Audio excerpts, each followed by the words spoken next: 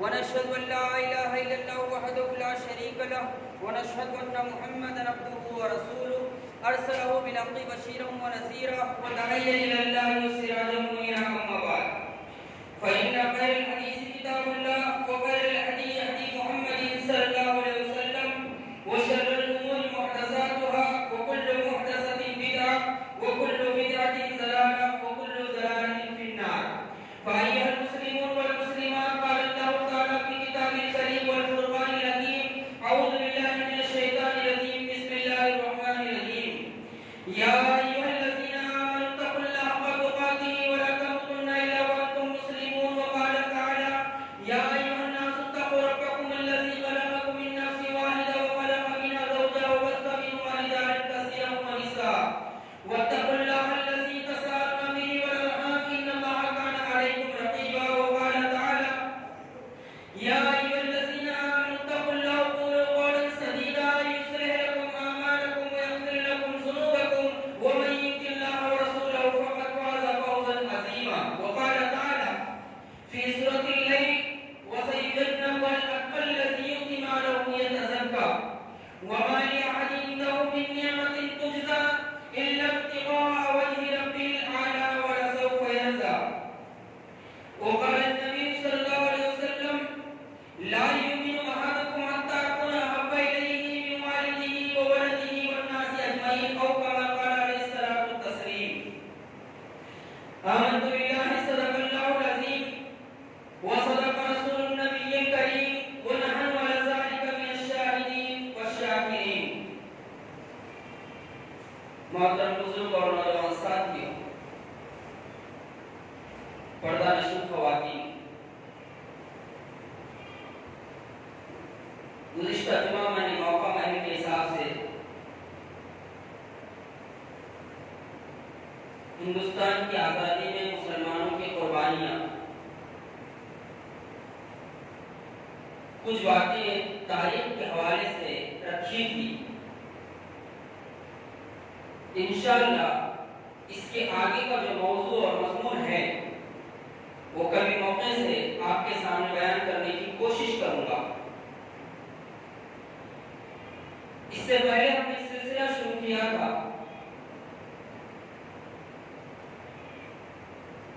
صحابہ اکرام رضوان اللہ علیہم اجمعین کی سیرت پر، اور میں نے آپ کے سامنے خلیفہ دوم حضرت عمر فاروق رضی اللہ تعالیٰ عنہ کی سیرت پر گفتگو کی تھی. آپ کے سامنے حضرت عمر فاروق رضی اللہ تعالیٰ عنہ کی سیرت کو رکھا تھا. بنیادی طور پر اس بات کو یاد رکھیں اچھے طریقے سے،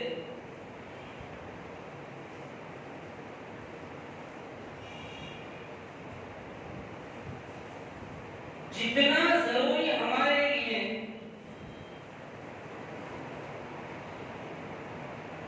کھانا ہے،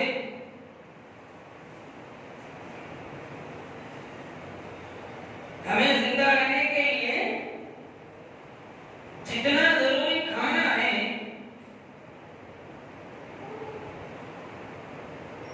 اس سے کہیں زیادہ ضروری ہمارے لیے یہ ہے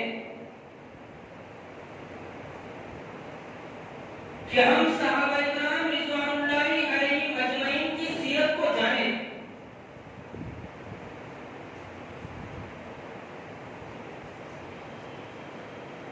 جن کے ایمان کو ہمارے لیے معیار بنایا گیا ہے.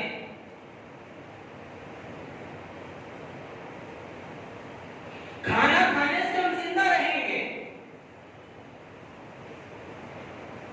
صحابہ اکرام کے تذکرے سننے کی وجہ سے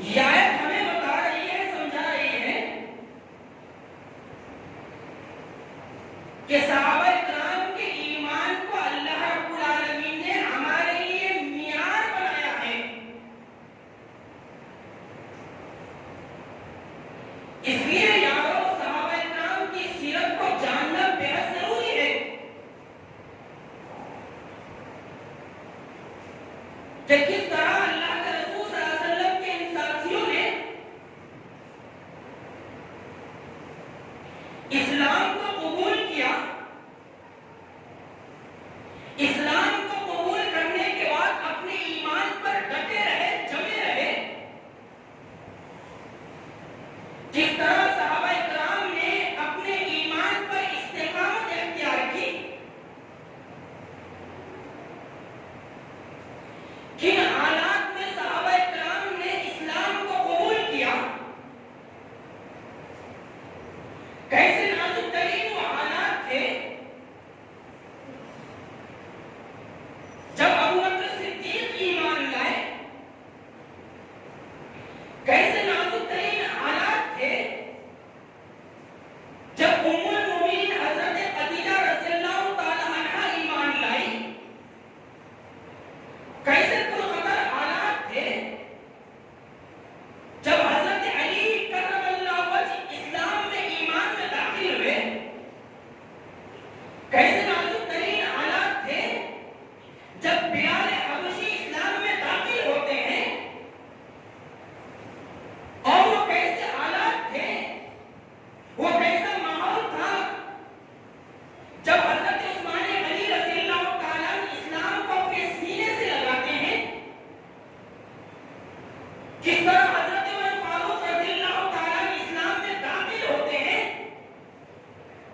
اور کس طرح تمام صحابہ کرام اسلام کے زیر نگی آتے ہیں، اور اسلام کو اپنانے کے بعد، اسلام میں داخل ہونے کے بعد کس طرح صحابہ کرام نے اپنے ایمان کو ہر طرح کے شرک سے بچایا، ہر طرح کی بدعقیدیوں سے بچایا، اور کس طرح یاروں نازک ترین حالات میں صحابہ کرام نے اپنے ایمان کا سودا نہیں کیا۔ جب ہم صحابہ کرام کی زندگیوں کو پڑھیں گے، جب ہم صحابہ کرام کی زندگیوں کو جاننے کی کوشش کریں گے، تو ہمارے ایمان کو جھڑک ملے گی، ہمارے ایمان کو جو ہے طاقت اور قوت ملے گی، ہمارے اندر بھی وہ پاور پیدا ہوگا، وہ قوت پیدا ہوگی کہ ہم بھی نازک ترین حالات میں اللہ کے دین پر، اللہ کے اسلام پر، نبوی تعلیمات پر ڈٹے رہے، جمے رہے، جس طرح صحابہ کرام ڈٹے رہے، جمے رہے۔ اسی لیے ہم نے ایک سلسلہ شروع کیا تھا، اور اس سلسلے کی پہلی کڑی حضرت عمر فاروق رضی اللہ تعالیٰ کی سیرت کی جھلکیاں ہم نے سنی۔ آئیے اسی سلسلے کو آگے بڑھاتے ہیں۔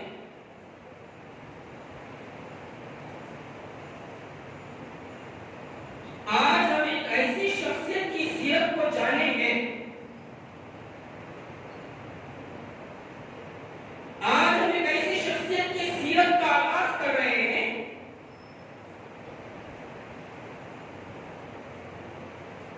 جو ہمارے آخری نبی کے سب سے زیادہ چہیتے تھے،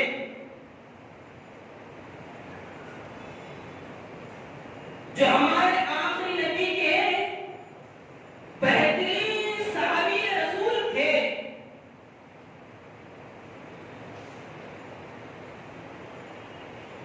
جو ایک جلیل القدر صحابی تھے۔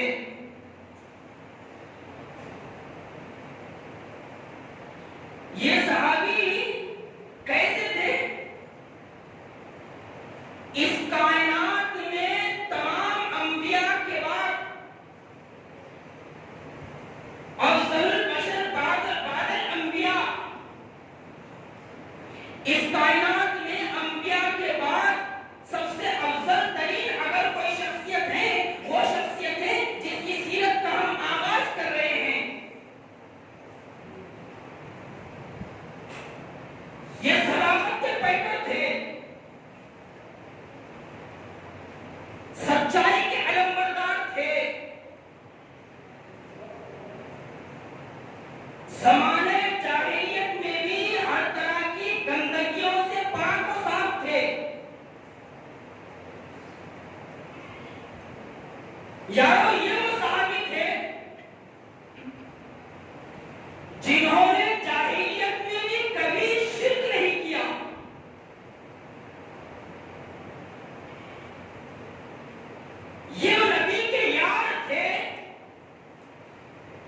جنہوں نے جاہلیت میں بھی کبھی شراب کو ہاتھ نہیں لگایا، یہ وہ نبی کے صحابی تھے جنہوں نے جاہلیت میں بھی کبھی بدکاری نہیں کی، جن کی زندگی جاہلیت میں بھی پاکیزہ تھی۔ اب اندازہ لگائیے جب یہ اسلام میں داخل ہوئے تو ان کی زندگی کتنی زیادہ پاکیزہ ہو گئی۔ یہ عشرہ مبشرہ میں سے تھے۔ اللہ کے رسول صلی اللہ علیہ وسلم نے جن 10 لوگوں کو اپنی زبان مبارک سے جنت کی بشارت سنائی تھی، انہی میں سے ایک تھے جن کی سیرت کا آغاز ہم کر رہے ہیں۔ یہ خلیفۃ المسلمین تھے، یہ خلیفہ اول تھے، یہ خلیفہ راشد تھے۔ یہ وہ شخصیت ہے جنہیں یار غار ہونے کا لقب ملا ہے۔ کون سی شخصیت ہے یہ جنہیں یار غار ہونے کا لقب ملا ہے؟ میری مراد ہے سیدنا حضرت ابوبکر صدیق رضی اللہ تعالیٰ عنہ۔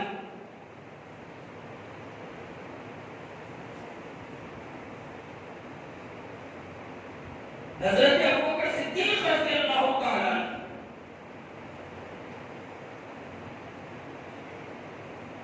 جن کے مرتبہ مقام کو بعد میں اور قیامت تک کوئی نہیں پہنچ سکتا۔ ابھی میں نے کہا افضل البشر بعد الانبیاء، ساری انسانیت میں انبیاء کے بعد اگر کسی کا مرتبہ اور مقام ہے تو وہ یار غار حضرت ابوبکر صدیق رضی اللہ تعالیٰ عنہ کا ہے۔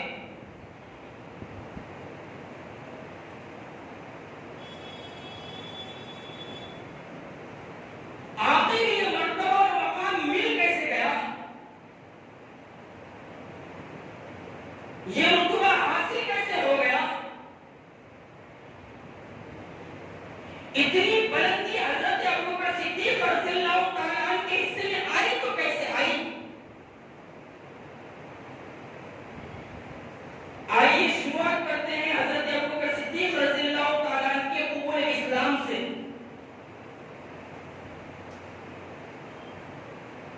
آپ کے قبول اسلام سے شروعات کرتے ہیں۔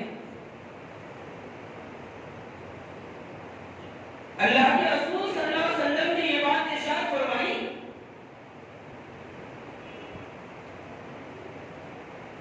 میں نے اسلام کی دعوت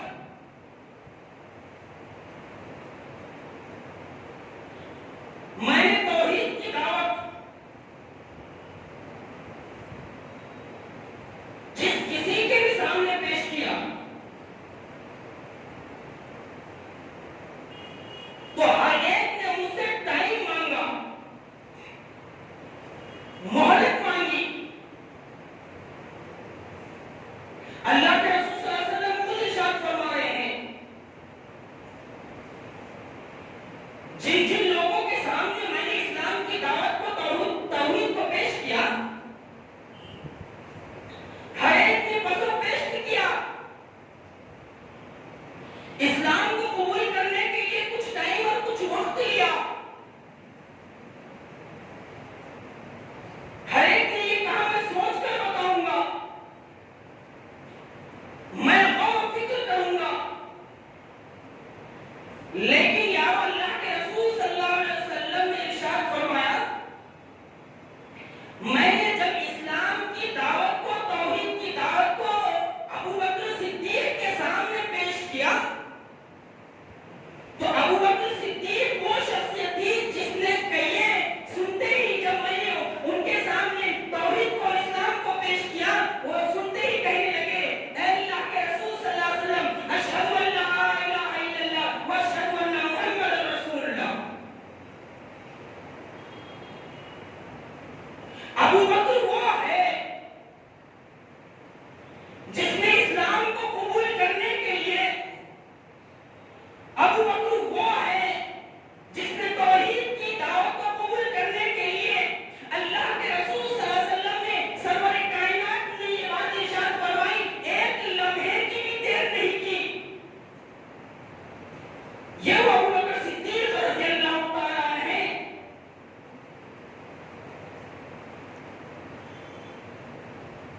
حضرت ابوبکر صدیق رضی اللہ تعالیٰ عنہ جب اسلام میں داخل ہوئے آپ کی عمر 38 سال تھی، 3 پہ 8۔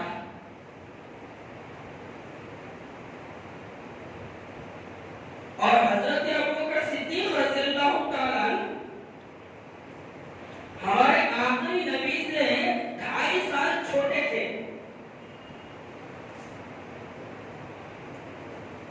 ہمارے آخری نبی سے 2.5 سال چھوٹے تھے۔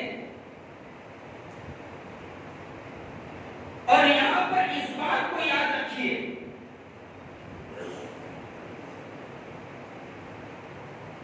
ہمارے نبی پر ایمان لانے والوں کی اگر آپ اکثریت دیکھیں گے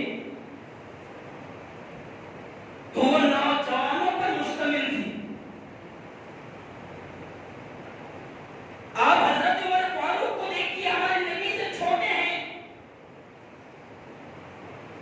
عثمان غنی کو دیکھیے، ان کی کیا عمر ہے۔ حضرت علی بن ابی طالب کو دیکھیے،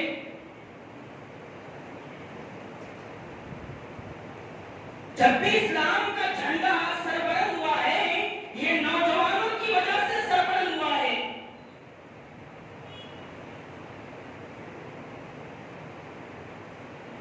ہمارے آخری نبی پر ایمان لانے والوں کی اکثریت بھی نوجوانوں کے اوپر مشتمل تھی۔ یہ دیکھیے حضرت ابوبکر صدیق رضی اللہ تعالیٰ اسلام میں داخل ہوئے، عمر کتنی ہے تو 38 سال ہے، ہمارے نبی سے 2.5 سال چھوٹے ہیں۔ ہمارے نبی صلی اللہ علیہ وسلم کی پیدائش کب ہوئی؟ ایک ایک چیز حوالے کے ساتھ رکھ رہا ہوں، اس کو یاد رکھنے کی کوشش کیجیے۔ ہمارے آخری نبی صلی اللہ علیہ وسلم کی پیدائش کب ہوئی؟ 570 عیسوی میں اللہ کے رسول صلی اللہ علیہ وسلم کی پیدائش ہوئی، 570 عیسوی میں۔ ابرہۃ الاشرم جس سال کعبۃ اللہ کو ڈھانے کے لیے آیا، 60,000 کا لشکر لے کر آیا یمن سے کہ میں کعبۃ اللہ کو ڈھا دیتا ہوں، کعبۃ اللہ کو گرا دیتا ہوں۔ ابرہۃ الاشرم کا جو واقعہ قرآن مجید نے بیان فرمایا ہے سورۃ الفیل میں 30 پارے میں، ابرہۃ الاشرم نے جس سال کعبۃ اللہ پر حملہ کیا تھا اسی سال 50 یا 51 دن کے بعد ہمارے نبی صلی اللہ علیہ وسلم اس دنیا میں تشریف لائے۔ ہمارے نبی کی پیدائش بھی 50 یا 51 دن کے بعد، ابرہۃ الاشرم کے واقعے کے بعد، اصحاب الفیل کے واقعے کے بعد، اور 573 عیسوی میں حضرت ابوبکر صدیق رضی اللہ تعالیٰ عنہ پیدا ہوئے۔ یہ تاریخیں بتا رہی ہیں کہ حضرت ابوبکر صدیق رضی اللہ تعالیٰ عنہ ہمارے نبی سے 2.5 سال چھوٹے تھے عمر میں۔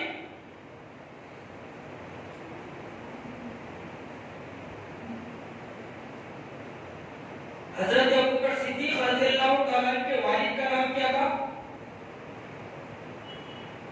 حضرت ابوبکر صدیق رضی اللہ تعالیٰ عنہ کے والد کا نام تھا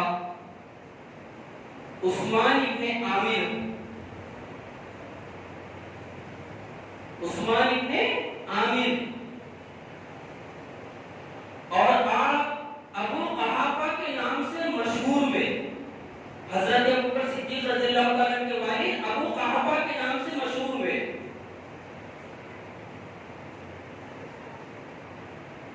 اور ماں کا نام کیا تھا؟ حضرت ابوبکر صدیق رضی اللہ تعالیٰ عنہ کی والدہ کا نام تھا ام الخیر بنت سلمہ بنت صخر۔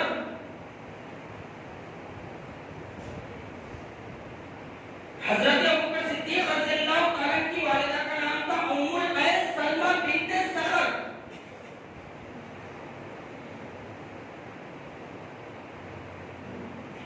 اور اسلام لانے سے پہلے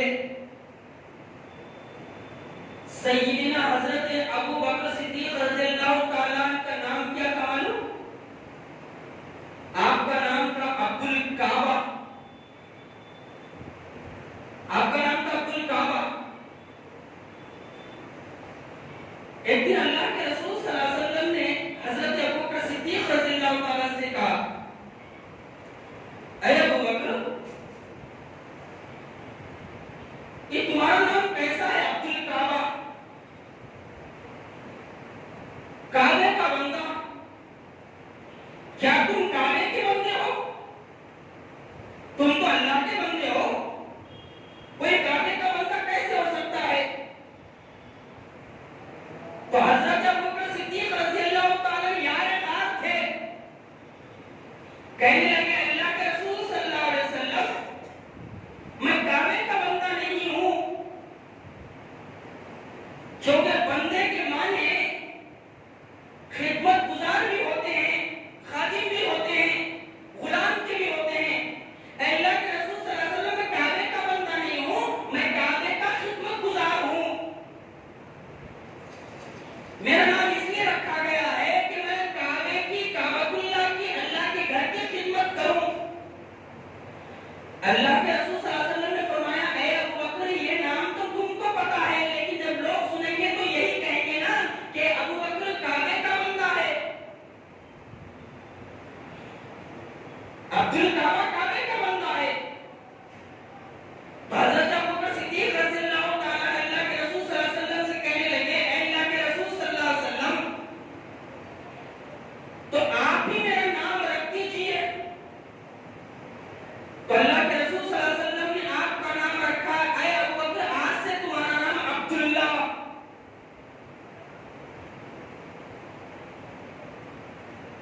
آج سے تمہارا نام عبداللہ. حضرت ابو بکر صدیق رضی اللہ تعالیٰ عنہ کا نام عبداللہ کا کنیت ابو بکر تھی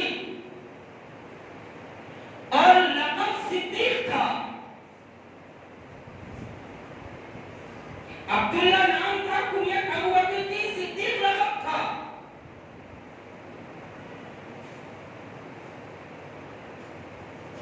اور جب یہ اسلام میں داخل ہوئے,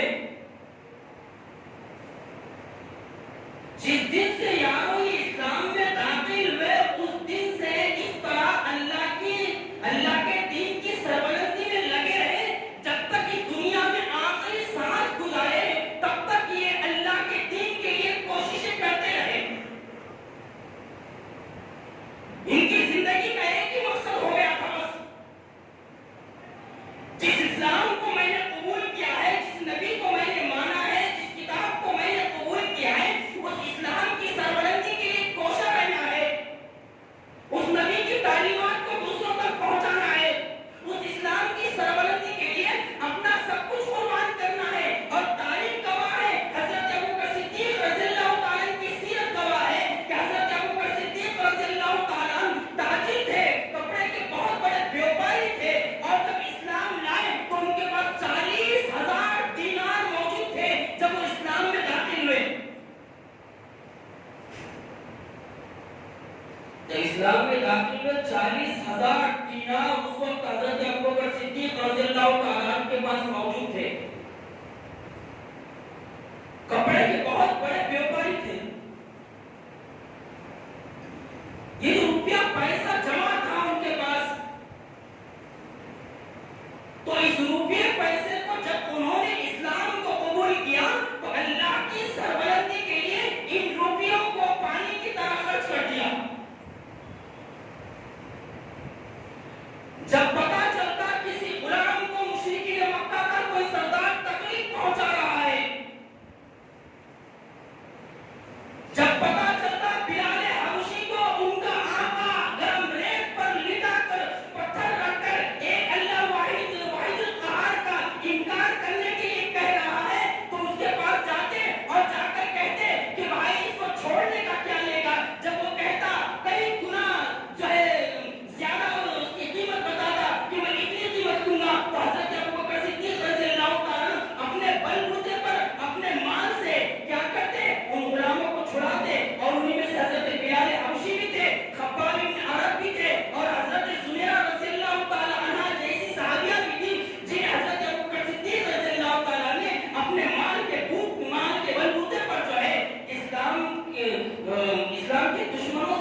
چھڑایا، ان کو آزاد کیا، ان کو آزاد کیا۔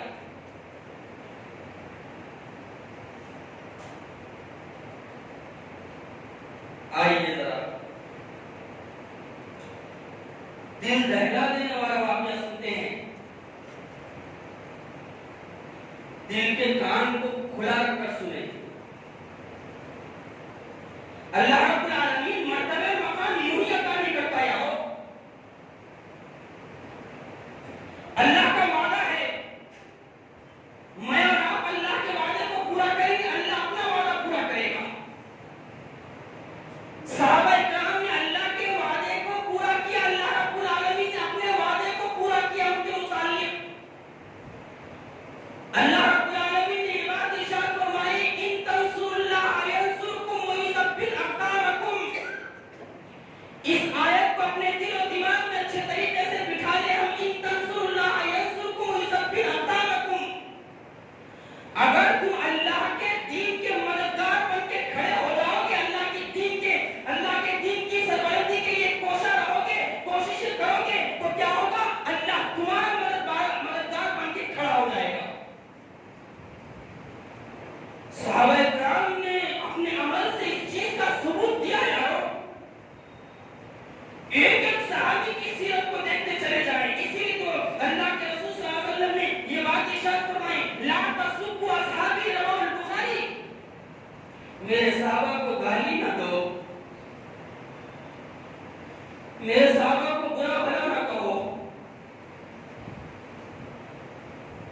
انہوں نے اسلام کے قاتل دو مد یا ایک مد اللہ کے راستے میں مال خرچ کیا ہے۔ اگر تم بہت پہاڑ کے برابر سونا بھی خرچ کرو گے تو میرے صحابہ کے ایک مد یا دو مد یا آدھے مد کے برابر تم نہیں پہنچ سکتے۔ اللہ رب العالمین نے یہ بات چمٹتی فرمائی اپنی کتاب، آخری کتاب میں، محمد رسول اللہ والذین معه اشداء علی الکفار رحماء بینہم، کہ محمد صلی اللہ علیہ وسلم اللہ کے رسول ہیں اور ان کے جو صحابہ ہیں، ان کے جو ساتھی ہیں، وہ کفاروں پر سخت ہیں اور آپس میں نرم مزاج ہے، نرم دل ہے۔ یہ گروہ ہے یارو جن کی تعریف اللہ رب العالمین نے اپنی آخری کتاب میں بیان فرمائی ہے۔ آئیے ذرا حضرت ابوبکر صدیق رضی اللہ تعالیٰ عنہ کی محبت دیکھتے ہیں ہمارے آخری نبی سے۔ یہ یار بات ہمارے آخری نبی سے کس طرح محبت کیا کرتے تھے، اس محبت بھرے واقعے کو دیکھ کر پھر اس حدیث کو دیکھیے جس میں اللہ کے رسول صلی اللہ علیہ وسلم نے یہ بات ارشاد فرمائی، لا یؤمن احدکم حتی اکون احب الیہ من والدہ وولدہ والناس اجمعین۔ تم میں سے کوئی مومن نہیں ہو سکتا، ایمان والا نہیں ہو سکتا جب تک کہ میں اس کے لیے اس کے ماں باپ سے، اس کی اولاد سے اور سارے انسانوں سے زیادہ محبوب نہ ہو جاؤں۔ صحابہ کرام نے ہمارے آخری نبی کو سب سے زیادہ محبوب بنایا تھا، تب جا کے اللہ رب العالمین نے ان کو یہ سربلندی اور یہ مقام عطا فرمایا ہے، یہ مناقبت عطا فرمائی ہے۔ مکی دور ہے یار، ابوبکر صدیق ایمان لا چکے ہیں،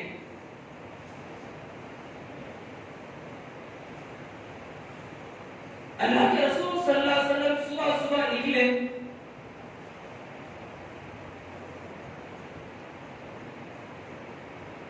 کعبۃ اللہ پہنچے،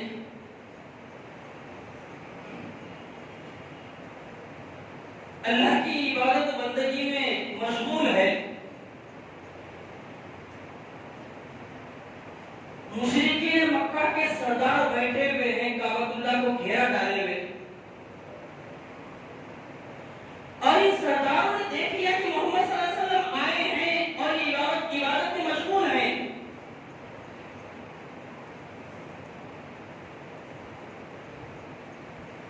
ابو جہل کو مستی سوجی،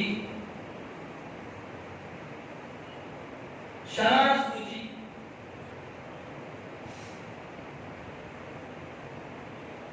جن کے حصے میں جہنم ہوتی ہے انہیں ہدایت نہیں ملا کرتی،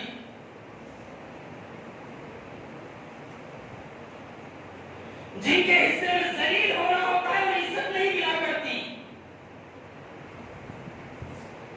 اور اس بات کو یاد رکھیے، عزت اور ذلت کا مالک پروردگار عالم ہے۔ وہ تعز من تشاء وتذل من تشاء بیدک الخیر انک علی کل شیء قدیر۔ میرا رب جسے چاہتا ہے عزت دیتا ہے، اور میرا رب جسے چاہتا ہے ذلیل کرتا ہے، اور ساری خیر اور بھلائی میرے رب کے ہاتھ میں ہے، وہ ہر چیز پر قدرت رکھنے والا ہے۔ اور اس بات کو یاد رکھیے، عزت اس کو ملتی ہے، سربلندی اس کو ملتی ہے جو عزت کے کام کرتا ہے، جو اللہ کی خوشنودی والی زندگی گزارتا ہے، چاہے کہ لوگ اس کے کتنے ہی مخالفت رہیں۔ دیکھیے ابو جہل سردار قریش تھا، مالدار تھا، اس کے باوجود بھی ہمارے رب نے اس کو کس طرح ذلیل کیا ہے۔ کعبۃ اللہ میں سرور کائنات صلی اللہ علیہ وسلم اللہ کی عبادت میں مشغول ہے اور رکوع و سجدے کی حالت میں ہے۔ ابو جہل نے کہا آج کون محمد صلی اللہ علیہ وسلم کو ستائے گا، کون محمد صلی اللہ علیہ وسلم کو تکلیف دے گا۔ بدبخت اٹھا، ایک بدبخت اٹھا، عقبہ ابن ابی معیط اٹھا، کہے سردار قریش آج محمد صلی اللہ علیہ وسلم کو تکلیف میں دوں گا، آج میری باری ہے۔ یا سرور کائنات رحمت للعالمین جب سجدے کی حالت میں تھے، عقبہ ابن ابی معیط اٹھا، اس نے چادر لیا، چادر لینے کے بعد چادر کا پھندا بنایا، اور پھندا بنانے کے بعد ہمارے آقا نبی جب سجدے کی حالت میں تھے تو آپ کی گردن میں سے اس پھندے کو ڈال کر اس چادر کو پورے طریقے سے بھیجنے کی کوشش کرنے لگا، بلکہ بھیج دیا۔ آپ سجدے میں پڑے ہوئے ہیں، آپ کا کوئی قصور نہیں ہے، آپ نے کسی کا مال نہیں مارا تھا، آپ نے کسی کو گالی نہیں دی تھی، آپ نے کسی پر الزام نہیں لگایا تھا، آپ نے اتنا ہی کہا تقول لا الہ الا اللہ تفلحون، لوگوں کہو اللہ کے سوا کوئی معبود نہیں، کامیاب ہو جاؤ گے، عرب عجم تو آئے ذہن لیکن آ جائے گا۔ اللہ کے رسول نے اس کے علاوہ اور کچھ نہیں کہا تھا۔ یہ بدبخت عقبہ ابن ابی معیط چادر کا پھندا بنا کر ہمارے نبی کے گلے میں ڈال کر جو ہے بھیج رہا ہے، اور آپ کی زبان مبارک منہ سے باہر آ چکی ہے، آنکھیں باہر آنے کو ہے، اور جو مشرکین مکہ بیٹھے ہوئے ہیں نظارہ کر رہے ہیں، ہنس رہے ہیں، ٹھٹے لگا رہے ہیں، ہنسی مذاق اڑا رہے ہیں۔ ایک شخص نے دیکھا کہ محمد صلی اللہ علیہ وسلم کو تکلیف پہنچائی جا رہی ہے، وہ بھاگتا ہوا یار غار حضرت ابوبکر صدیق رضی اللہ تعالیٰ عنہ کے پاس پہنچا۔ ابوبکر صدیق رضی اللہ تعالیٰ نے ایک مقام پر، ایک جگہ پر، اور بعض لوگوں نے کہا اپنی دکان پر بیٹھے ہوئے ہیں۔ وہ شخص دوڑتا ہوا آیا اور آ کر کہنے لگا اے ابوبکر کچھ خبر بھی ہے؟ یا حضرت ابوبکر صدیق رضی اللہ تعالیٰ عنہ کہنے لگے کیا ہوا بھائی، کیا بات ہے؟ کہا تمہارے ساتھی محمد صلی اللہ علیہ وسلم کے ساتھ ایسا ایسا کر رہے ہیں کعبۃ اللہ میں۔ سردار قریش اتنا سننا تھا کہ حضرت ابوبکر صدیق رضی اللہ تعالیٰ عنہ بغیر چپل کے بھاگے۔ محققین نے یہاں تک تحقیق کی ہے کہ یہ سننے کے بعد یار غار حضرت ابوبکر صدیق رضی اللہ تعالیٰ عنہ اپنی چپل بھی نہیں پہنے، اپنا جوتا بھی نہیں پہنے، بغیر چپل کے کعبۃ اللہ کی طرف بھاگ رہے ہیں۔ جیسے ان کو یہ پتا چلا کہ آج محمد صلی اللہ علیہ وسلم کو مشرکین مکہ کے سردار جو ہے تکلیف پہنچا رہے، عقبہ ابن ابی معیط جو ہے یہ ذلیل جو ہے اللہ کے رسول صلی اللہ علیہ وسلم کو تکلیف پہنچا رہے، اٹھ کر بھاگے اور دیکھے تو اللہ کے رسول صلی اللہ علیہ وسلم کے گردن میں پھندا ہوا ایک چادر ہے بنی ہوئی، اور اس کو کھینچا جا رہا ہے، اور اللہ کے رسول صلی اللہ علیہ وسلم کی زبان مبارک باہر آئی ہے اور آنکھیں باہر آنے کو ہے۔ حضرت ابوبکر صدیق رضی اللہ تعالیٰ عنہ نے عقبہ بن ابی معیط کو ڈھکیلا اور ڈھکل کر کہا کیا تم ایک شخص کو اس لیے قتل کرو گے وہ کہتا ہے کہ اللہ کے سر کوئی عبادت و بندگی کے لائق نہیں اور میں اللہ کا رسول ہوں، اس وجہ سے ایک شخص کو قتل کر دو گے؟ اب ہوا کہ آگے کی بات سنیے، سیرت ابوبکر صدیق جو ہے نا اس کی شروعات کیا ہے، اب آگے کا سنیے۔ حضرت ابوبکر صدیق رضی اللہ تعالیٰ نے دھکا مار کر جب ہٹایا تو مشرکین مکہ کے سرداروں نے اللہ کے رسول صلی اللہ علیہ وسلم کو چھوڑ دیا، اللہ کے رسول کو چھوڑ دیا اور حضرت ابوبکر صدیق رضی اللہ تعالیٰ عنہ پر پل پڑے، اتنا زدوکوب کیا، لاتوں سے، بکوں سے، بھوسوں سے، جوتوں سے، چپڑوں سے حضرت ابوبکر صدیق رضی اللہ تعالیٰ عنہ کو مارا گیا۔ مارنے والوں میں عتبہ ابن ربیعہ ایک ایسا شخص تھا جس نے حضرت ابوبکر صدیق رضی اللہ تعالیٰ عنہ کو بہت زیادہ مارا۔ بعض محققین نے یہاں تک لکھا ہے، تفسیر لکھنے والوں نے یہاں تک لکھا ہے حضرت ابوبکر صدیق رضی اللہ تعالیٰ عنہ کی کہ حضرت ابوبکر صدیق رضی اللہ تعالیٰ عنہ کو اتنا مارا گیا آپ کے سر کے بال پکڑتے تو ہاتھ کو آ جاتے، اتنا مارا گیا۔ یہ دین ہم تک یوں ہی نہیں پہنچ گیا، ٹھنڈے ٹھنڈے نہیں پہنچ گیا یہ دین ہم تک۔ ذرا دیکھیے صحابہ کرام نے اس دین کو پہنچانے کے لیے کتنی مشقتیں برداشت کی اور کتنی مصیبتوں کو برداشت کیا ہے۔ حضرت ابوبکر صدیق رضی اللہ تعالیٰ عنہ کو مار مار کر بے ہوش کر دیا گیا۔ ایک شخص ان کے قبیلے کے پاس پہنچا، قبیلے تیم کے پاس، قبیلے تیم سے تعلق تھا حضرت ابوبکر صدیق رضی اللہ تعالیٰ عنہ کا۔ قبیلے تیم کے پاس پہنچا اور پہنچ کر کہنے لگا کہ تمہارے قبیلے کے ابوبکر صدیق کو جو ہے مشرکین مکہ کے سردار مار رہے ہیں، لاتوں سے، چپڑوں سے، جوتے سے۔ وہ قبیلے کے لوگ قومی حمیت کے مارے ابھی اسلام کو قبول نہیں کیا لیکن قومی حمیت کے مارے بھاگتے آئے۔ دیکھیں تو حضرت ابوبکر صدیق رضی اللہ تعالیٰ عنہ لولان پڑے ہوئے ہیں، بے ہوشی کی حالت میں، چہرہ پہچانے نہیں جا رہا ہے، خون رس رہا ہے۔ اور جب انہوں نے دیکھا قبیلے طے کے لوگوں نے سیدنا حضرت ابوبکر صدیق رضی اللہ تعالیٰ عنہ کو اتنا خطرناک زدوکوب کیا گیا تو ان کے قبیلے کے لوگوں نے غصے میں کہا کہ اگر ابوبکر کو کچھ ہو گیا، یہ ہے صحابہ کرام، ابوبکر کو اگر کچھ ہو گیا تم میں سے کسی کی خیر نہیں رہے گی۔ اور جس نے سب سے زیادہ لاتے اور چپل مارا تھا اس کو وارننگ دی ان کے قبیلے کے لوگوں نے، کس کو؟ عتبہ ابن ابی معیط، عتبہ ابن ربیعہ کو وارننگ دی ہے۔ ذرا آگے دیکھیے، ان کے قبیلے کے لوگوں نے حضرت ابوبکر صدیق رضی اللہ تعالیٰ کو اٹھائے اور گھر لے کر گئے۔ جب ماں نے دیکھا، ماں ہوتی ہے، ماں نے دیکھا، ام الخیر سلمہ بنت ابی صخر نے دیکھا، پریشان ہو گئی۔ والد محترم نے دیکھا، وہ قافہ نے دل بے چین ہو گیا، قوم کے لوگوں نے، قبیلے کے لوگوں نے لا کر گھر میں ڈال دیا اور یہ جملہ بھی کہا کہ ابوبکر کا بچنا مشکل ہے۔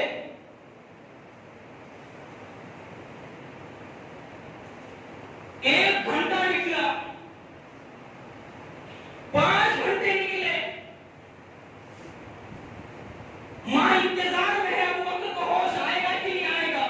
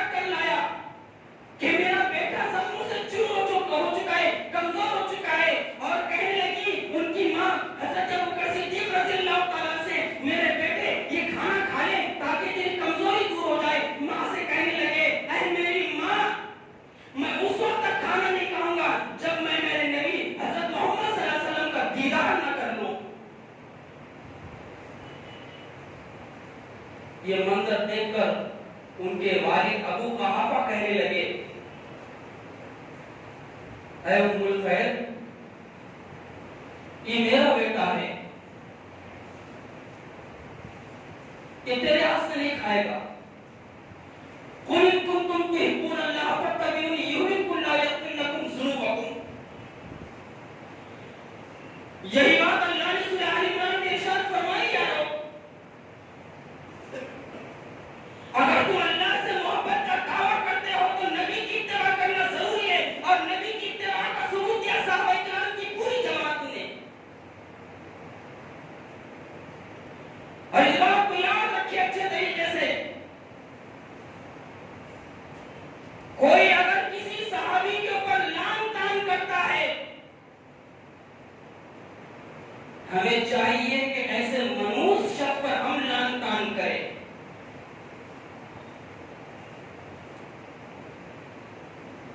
ایسے منحوس شخص پر ہم لان تان کریں جو کسی ایک صحابی کی بھی جو ہے کمی اور خامی بیان کرتا ہے اور کہتا ہے کہ نبی علمی انداز میں، اچھا جس گروہ کے بارے میں اللہ رب العالمین نے یہ بات ارشاد فرمائی رضی اللہ عنہم ورضوان، اس گروہ کی خامیاں، اس گروہ کی غلطیاں بیان کرنے کا ہم جیسوں کو حق حاصل ہے؟ ہمارے سلف صالحین فرمایا کرتے تھے جب بھی صحابہ کرام کا تذکرہ کرو اچھائی سے کرو، جب بھی صحابہ کرام کا ذکر کرو کیا کرو؟ تعریف کے ساتھ کرو، چاہے وہ ابوبکر صدیق ہو، عمر فاروق ہو، عثمان غنی ہو، علی بن ابی طالب ہو، حضرت ابو ہریرہ ہو، بلال حبشی ہو، کوئی بھی صحابی ہو، جب بھی ہم کسی صحابی کا تذکرہ کریں محبت سے، الفت کے ساتھ، پیار سے اور پوری عزت کے ساتھ کریں، ورنہ میرا اور آپ کا ایمان خطرے میں پڑ سکتا ہے۔ حضرت ابو بکر صدیق رضی اللہ تعالیٰ اپنی ماں سے مطالبہ کر رہے ہیں، میں اس وقت تک کھانا نہیں کھاؤں گا جب میں اپنی آنکھوں سے اپنے آخری نبی کو نہ دیکھ لوں۔ ابو قحافہ کہنے لگے اے ام الخیر ذرا رک جا، ابو بکر میرا بچہ ہے، میں نے اس کندھے پر بٹھا کر اس کو چلایا ہے، اس کندھے پر بٹھا کر چلایا ہے، میں نے اپنے ہاتھوں سے اس کو کھانا کھلایا ہے، آج بھی میں اپنے بچے کو اپنے ہاتھ سے کھانا کھلاؤں گا۔ ابو قحافہ نے ام الخیر سے نکاح لے لی اور حضرت ابو بکر صدیق رضی اللہ تعالیٰ عنہ کے منہ تک لے کر گئے اور کہنے لگے اے ابو بکر تھوڑا کھانا کھا لے۔ اسے کہتے ہیں دیکھیے نبی سے محبت۔ حضرت ابو بکر صدیق رضی اللہ تعالیٰ عنہ اپنے باپ سے کہنے لگے اے میرے باپ، اے میرے والد، بے شک میں آپ کے نطفے سے پیدا ہوا ہوں، آپ نے بڑے لاڈ پیار سے مجھے پالا ہے، اپنے کندھوں پر بٹھا کر مجھ کو گھمایا ہے، اپنے ہاتھوں سے کھلایا ہے، اپنی انگلی پکڑ کر چلایا ہے، اس میں کوئی شک نہیں ہے، لیکن اے میرے ابا جان میں اس وقت تک آپ کے ہاتھ سے بھی کھانا نہیں کھاؤں گا جب تک میں اللہ کے رسول کو نہیں دیکھ لیتا، محمد رسول اللہ صلی اللہ علیہ وسلم۔ باپ کو بھی غصہ آیا، کہنے لگا بولے ہم کو پتا نہیں ہے بھائی۔ حضرت ابو بکر صدیق رضی اللہ تعالیٰ عنہ کہنے لگے ذرا ام جمیل کو پوچھ کر آؤ، یہ ام جمیل کون ہے؟ یہ حضرت عمر فاروق رضی اللہ تعالیٰ عنہ کی بہن ہے جو ایمان لا چکی ہیں۔ حضرت ابو بکر صدیق رضی اللہ تعالیٰ عنہ کی والدہ جو ہے دوڑ کر ام جمیل کے پاس جاتی ہے اور جا کر پوچھتی ہیں اے ام جمیل محمد رسول اللہ کیسے ہیں؟ کتنی عقل مند عورتیں تھی دیکھیے۔ ام جمیل نے کہا یہ تو ابھی ایمان نہیں لائی، کیوں پوچھ رہی ہے کہ اللہ کے رسول کو نقصان تو نہیں پہنچائے گی؟ کیا کمال کی عورتیں تھی دیکھو، مردوں کے ساتھ ساتھ عورتوں کا بھی دماغ کہاں کیسا چلتا تھا۔ ام جمیل رضی اللہ تعالیٰ عنہ سوچنے لگی کہ یہ تو ابھی ایمان لائی نہیں، ایمان میں اسلام میں داخل نہیں ہوئی، کہیں اللہ کے رسول کو نقصان پہنچانے کی وجہ سے تو پوچھ نہیں رہی ہے، یہ نقصان کہا مجھ کو پتا نہیں ہے، البتہ میں ابو بکر کے پاس آ سکتی ہوں تمہارے ساتھ۔ کہا ٹھیک ہے میرے ساتھ چلو۔ ام جمیل ام الخیر کے ساتھ آئی، ابو بکر صدیق رضی اللہ تعالیٰ بستر پر ہے، پلنگ پر ہے، دیکھتے ہی پریشان ہو گئی، کہنے لگی اے ابو بکر یہ کس نے تمہاری حالت کر دی ہے؟ حضرت ابو بکر صدیق رضی اللہ تعالیٰ کہنے لگے اے ام جمیل کچھ نہ پوچھو، یہ بتاؤ اللہ کے رسول صلی اللہ علیہ وسلم کیسے ہیں؟ اللہ کے رسول صلی اللہ علیہ وسلم کی حالت کیسی ہے؟ ام جمیل نے کہا اے ابو بکر خوش ہو جاؤ، اللہ کے رسول اچھے ہیں۔ ابو قحافہ نے پھر جو ہے پلیٹ بڑھایا، کہا بیٹا اب تو پتہ چل گیا، اب تو پتہ چل گیا، ذرا کھانا کھا لے۔ حضرت ابو بکر صدیق رضی اللہ تعالیٰ کہنے لگے ابا جان آدھا پتہ چلا ہے، ابھی آدھا نہیں چلا، ابھی تو آدھا ہی پتہ چلا ہے۔ قوم میں جمیل اللہ کے رسول کہاں ہے؟ کہا ابو بکر اللہ کے رسول صلی اللہ علیہ وسلم دار ارقم میں ہے، ارقم بھی ارقم کے گھر میں ہے۔ قوم میں جمیل ان آنکھوں سے جب تک دیکھ نہ لوں قرار نہیں آئے گا، چین نہیں آئے گا۔ قوم میں جمیل میرے کو لے کر چلو تاکہ میں اللہ کے رسول صلی اللہ علیہ وسلم کو دیکھ سکوں ان آنکھوں سے۔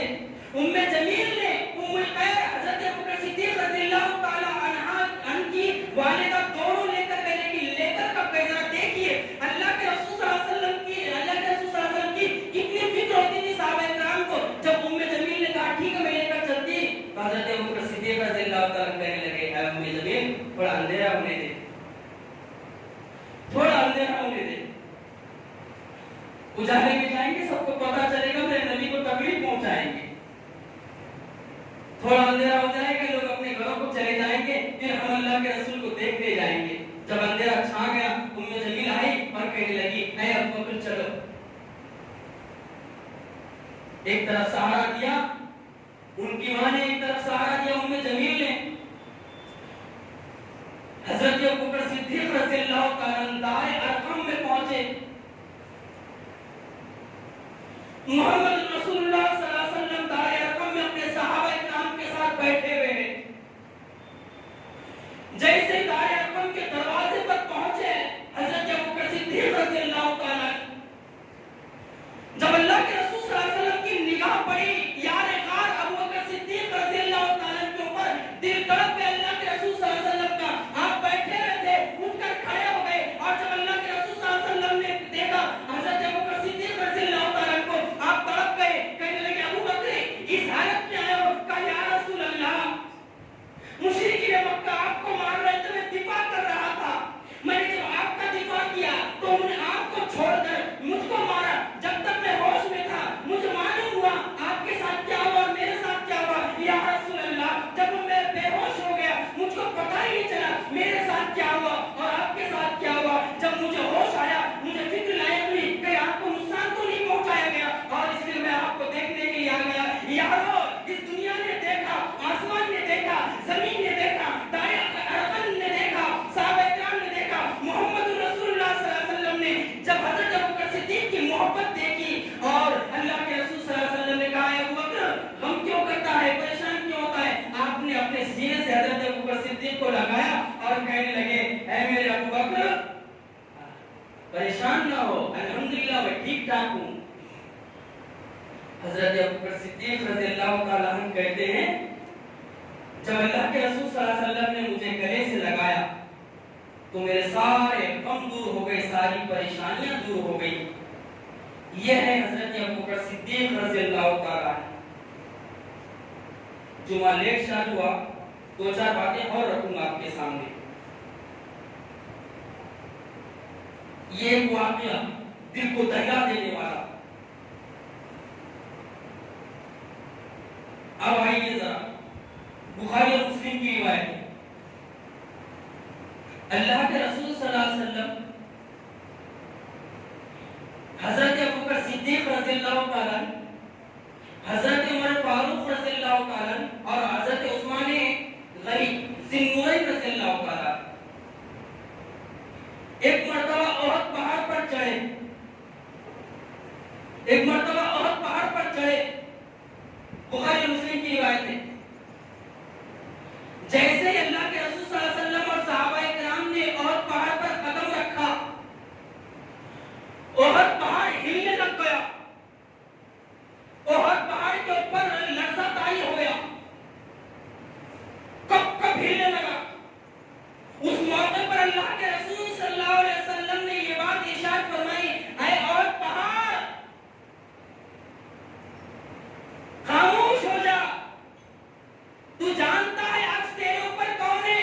آج تیرے اوپر ایک نبی ہے، ایک صدیق ہے اور 2 شہید ہے۔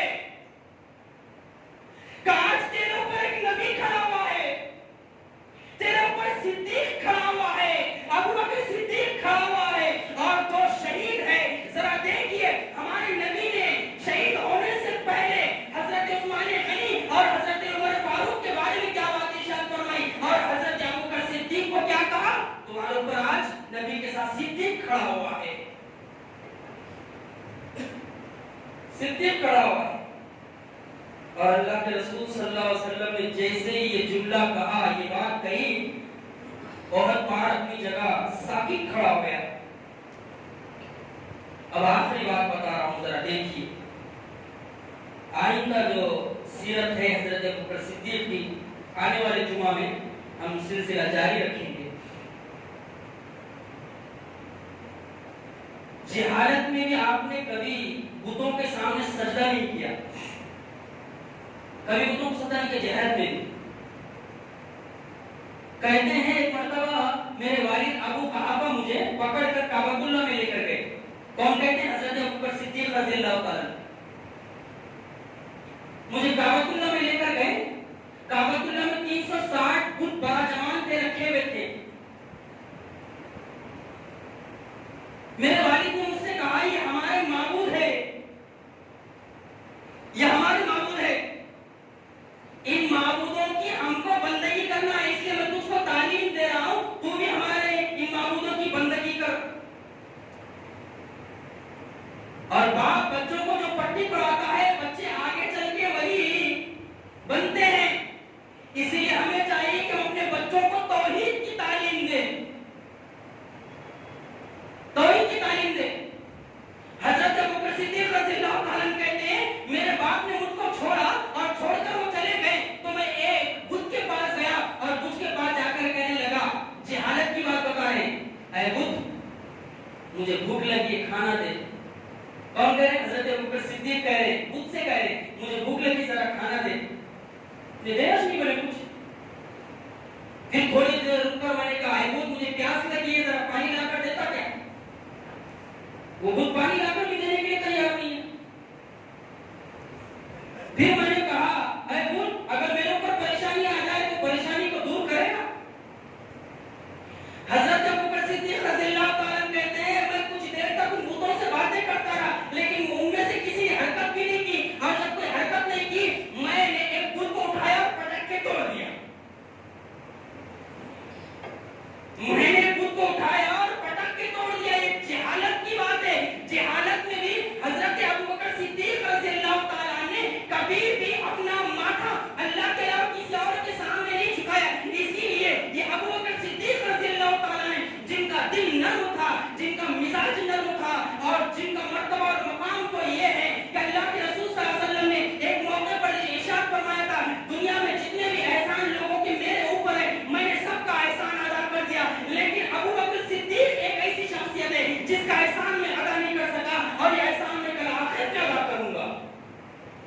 یہ ہے حضرت ابوبکر صدیق رضی اللہ تعالیٰ۔ اسی لیے میں نے سیرت صحابہ کا یہ سلسلہ شروع کیا ہے۔ اس سیرت کو جانے، جیسے میں شروع میں کہا، زندہ رہنے کے لیے کھانا جس طرح ضروری ہے، ہمارے ایمان کو زندہ رہنے کے لیے صحابہ اکرام کی سیرت کو جاننا اور پڑھنا سمجھنا یہ بے حد ضروری ہے۔ یہاں پر میں اپنی بات کو ختم کرتا ہوں۔ اللہ رب العالمین سے دعا ہے کہ پروردگار عالم جس اخلاص کے ساتھ میں نے باتیں رکھی ہیں اسی اخلاص کے ساتھ مجھے اور آپ کو سمجھنے کی توفیق عطا فرمائے۔ رب العالمین سے دعا ہے کہ رب العالمین ہم سب کو صحابہ اکرام کے ایمان کو معیار بنا کر اس پر چلنے کی توفیق عطا فرمائے۔ وما علینا الا البلاغ، والسلام علیکم ورحمۃ اللہ وبرکاتہ۔